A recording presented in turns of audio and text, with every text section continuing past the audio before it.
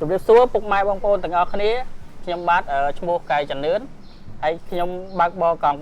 3 Grab នេះរយៈពេល6 ឆ្នាំហើយដឹកពួកគាត់ជាជនពិការភាពនេះក៏រៀងច្រើនណាស់ដែរហើយរយៈពេល3 4 ឆ្នាំដែរហើយខ្ញុំកោតសរសើរពួកគាត់ដែលពួកគាត់អាចទៅធ្វើការបានអាច booking បានអ្វីដែលគាត់ចង់ទៅណាទៅណីគាត់អាចចង់ទៅតាមចិត្តរបស់ពួកគាត់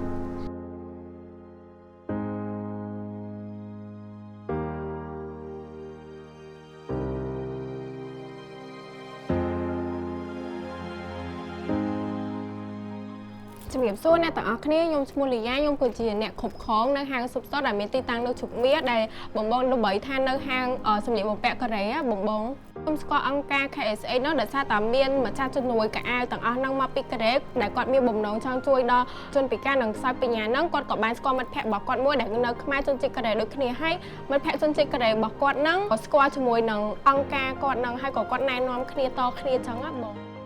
ដល់ពេលមានពួកគាត់ចេះចែកគ្នាម្នាក់លាងបន្ទប់ទឹកម្នាក់ទៀតបោកជូតខាងក្រៅចឹងវាអាចជំនួយយើងបានច្រើនហើយសម្រាប់បងបងដែលគាត់មានអាជីវកម្មខ្ញុំចង់ឲ្យអ្នកទាំងអស់គ្នាផ្ដល់ឱកាសដល់ពួកគាត់ដោយសារគាត់ក្តីសង្ឃឹមរបស់ពួកគាត់គឺនៅលើយើងទាំងអស់គ្នាហើយបងព្រោះគាត់អត់អាចទៅបើអាជីវកម្មឬមួយធ្វើអីផ្សេងបានទេហើយនឹងមួយទៀតគាត់អាចធ្វើការងារដូចមនុស្សយើងធម្មតាបានដោយរលូនទេគាត់ត្រូវការរៀននិងការអភិវឌ្ឍបន្តិចម្ដងចឹងណាប